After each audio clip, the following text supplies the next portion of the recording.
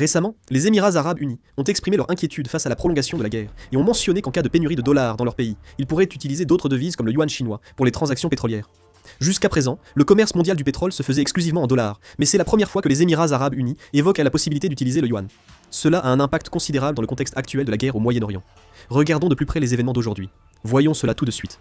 Actuellement, les Émirats arabes unis, anticipant une guerre prolongée au Moyen-Orient, ont entamé des discussions avec les États-Unis pour sécuriser un filet de sécurité financière. Le gouverneur de la Banque centrale des Émirats arabes unis a rencontré Scott Bessent, le secrétaire au Trésor américain, ainsi que des responsables de la Réserve fédérale, pour discuter de la question des swaps de devises. Selon les explications américaines, les deux pays n'ont pas officiellement discuté d'un système de swap de devises. Les Émirats ont signalé aux États-Unis l'impact économique de la guerre au Moyen-Orient.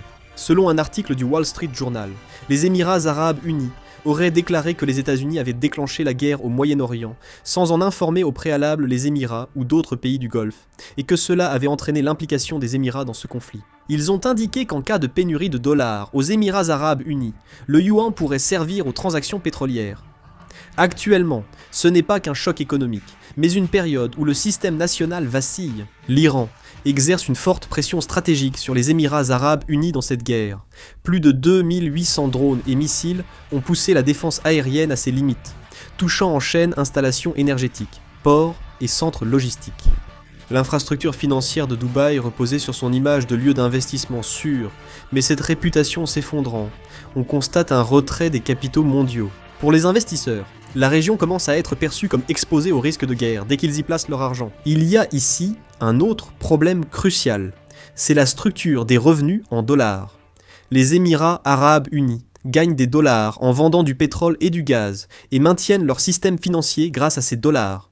Mais avec l'Iran qui contrôle de fait le détroit d'Ormuz, le déplacement des pétroliers est bloqué et les exportations elles-mêmes vacillent. Ce n'est pas simplement un problème logistique, c'est le système de change national qui est directement touché. Si les dollars n'entrent pas, il devient difficile de défendre le taux de change et les réserves de devises étrangères diminuent rapidement. La proposition d'un swap de devises par les Émirats arabes unis avec les États-Unis montre qu'ils anticipent une possible pénurie de dollars. Ici, le message est plus fort. En cas de manque de dollars, ils pourraient utiliser le yuan. C'est un moyen de pression pour les négociations, mais montre aussi qu'ils considèrent sérieusement cette option comme solution. C'est pourquoi le Wall Street Journal s'est intéressé à cette déclaration. Les transactions pétrolières, traditionnellement en dollars, soutenaient l'hégémonie financière des États-Unis. Le fait que les Émirats arabes unis, grands producteurs de pétrole, aient publiquement évoqué une autre devise envoie un signal fort au marché. En particulier, alors que l'Iran exerce déjà une pression en autorisant que les navires réglant en yuan à passer, si les Émirats arabes unis vont dans la même direction, il est possible que la structure même des paiements sur le marché de l'énergie soit ébranlée. Contrairement aux souhaits des Émirats arabes unis, les États-Unis concluront probablement pas d'accord de swap de devises avec eux. Il faudra encore observer comment cela évoluera.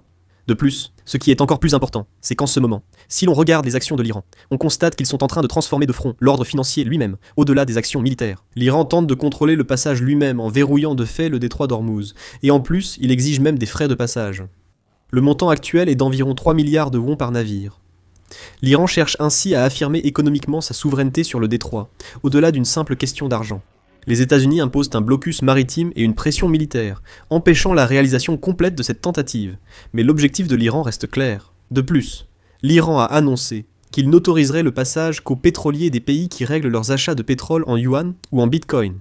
Cette déclaration bouleverse l'ordre maritime international et défie directement le système financier mondial. Jusqu'ici, les transactions pétrolières se faisaient en dollars, formant le système du pétrodollar. Autoriser le passage par le détroit à condition d'utiliser une monnaie impose de fait une devise. Aujourd'hui, le dollar domine les transactions pétrolières avec 75 à 80%. La guerre en Ukraine. Après la guerre au Moyen-Orient, on note une légère baisse, mais l'écart reste trop grand pour qu'une devise remplace le dollar. La raison pour laquelle cette part est si importante, c'est qu'elle ne se limite pas à un simple moyen de paiement, mais constitue la base même de la puissance des États-Unis. Les paiements du pétrole en dollars reviennent sur le marché financier américain, via bons du trésor, actions et technologies. Ce système a permis aux États-Unis de garder leur hégémonie malgré d'énormes déficits budgétaires et commerciaux. L'origine de ce système remonte à 1974.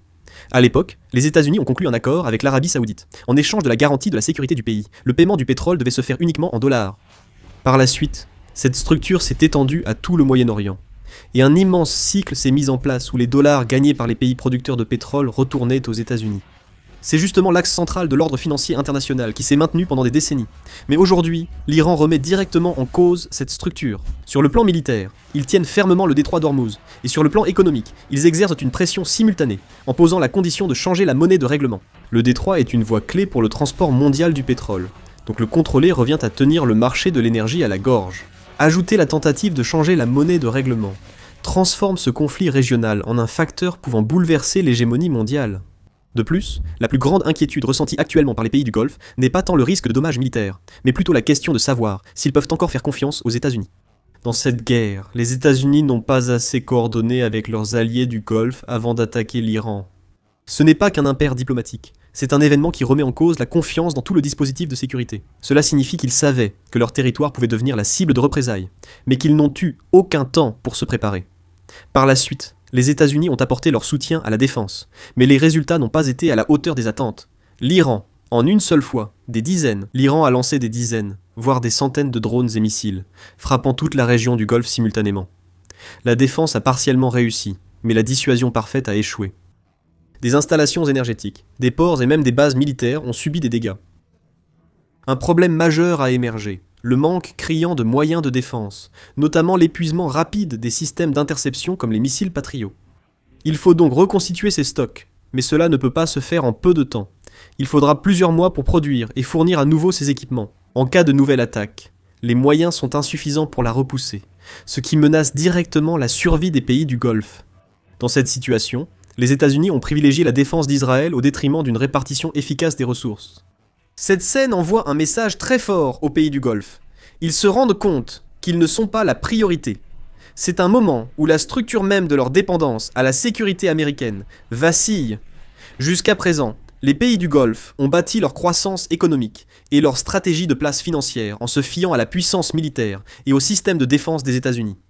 Mais cette guerre a brisé ce postulat. De plus, le fait que le président Donald Trump ait arrêté la guerre contre l'Iran plus rapidement que prévu et se soit tourné vers des négociations de cessez-le-feu est aussi un facteur qui fait baisser la confiance des pays du Golfe envers les États-Unis. Pour eux, cette guerre était un conflit qu'ils ne voulaient pas au départ, mais maintenant qu'elle a commencé, ils estiment qu'il est plus important de la terminer de façon claire.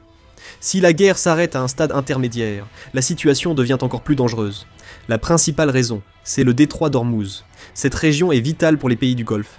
Non seulement le pétrole, mais aussi une grande partie de la nourriture et des produits de première nécessité passent par ce détroit. Si l'Iran garde le contrôle de ce détroit et qu'on passe à une phase de négociation, la question du passage pourrait à tout moment redevenir un moyen de pression. C'est pourquoi, au sein des pays du Golfe, des opinions plus fermes émergent.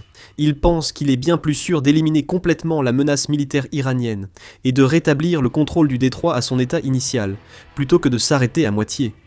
C'est pour cela qu'ils demandent aux États-Unis de poursuivre les opérations militaires.